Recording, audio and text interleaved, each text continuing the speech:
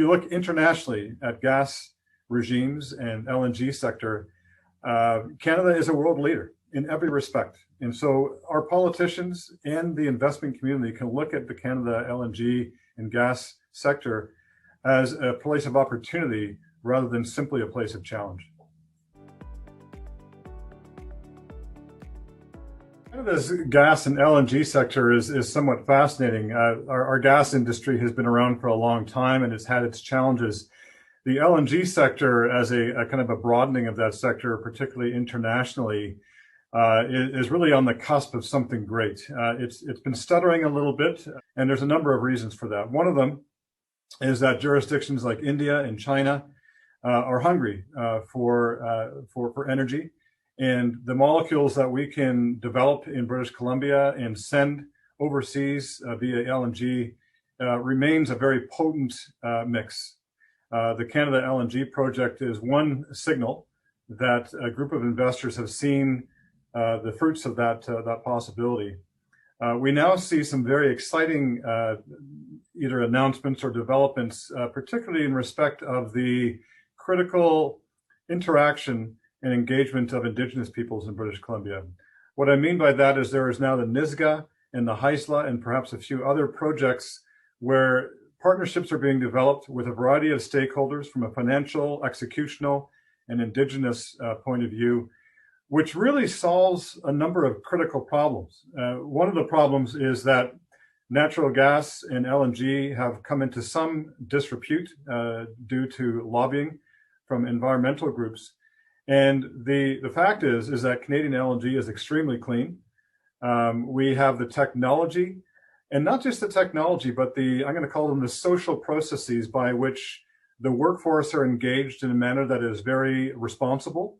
There are unions involved. My organization is a group of construction employers who are unionized. And so we don't, in the old style of construction, resent or fight against those type of structures, but we embrace them. We work collaboratively between worker and employer and project owner and Indigenous groups and other stakeholders to improve the odds of a project.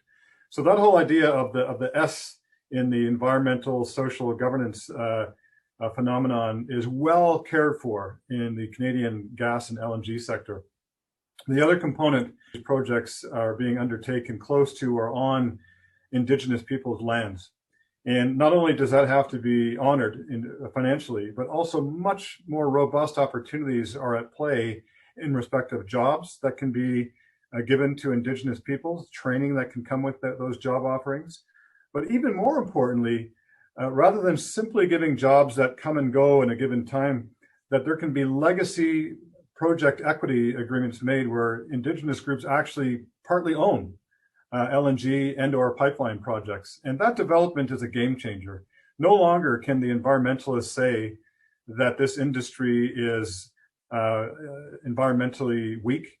We're actually environmentally strong. They can no longer say that we have social ramifications to the project that are ill-inclined for workers or for Indigenous peoples. In fact, it's the reverse.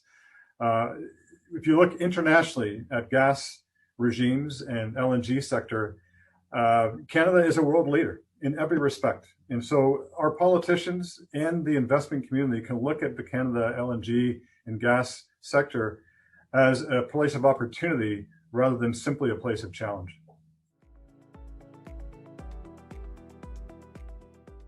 My organization, which is the Progressive Contractors Association of Canada, is a group that represents about 120 general contractors and trade contractors, ranging from some of the largest construction companies in Canada all the way down to mid-sized and family-run companies. And our purpose is to ensure that labor laws and apprenticeship regulations and procurement regulations are modernized to enhance competition and fairness for workers. We want to lean into that labor model that we have with progressive unions to make it really tick. And we want to work alongside industry partners to enhance the image and the reputation of the oil and gas industry, not over and against the renewable industry, but together with it. It's a both and equation, not an either or. The Canada Gas and LNG Conference is really location to gather to meet other stakeholders, influencers in this industry internationally. There's a strong both domestic and North American presence, but also international stakeholders come to this conference to do business, to exchange information, to form partnerships. And really, these kind of conferences are a critical incubator to set these kind of industries into motion. Obviously, the projects themselves have their own gravity, but to characterize the industry as a national industry, whether it's on the east coast of Canada or on the west coast of Canada, this conference is really the place to go to meet those future stakeholders and current friends and build new relationships along the way.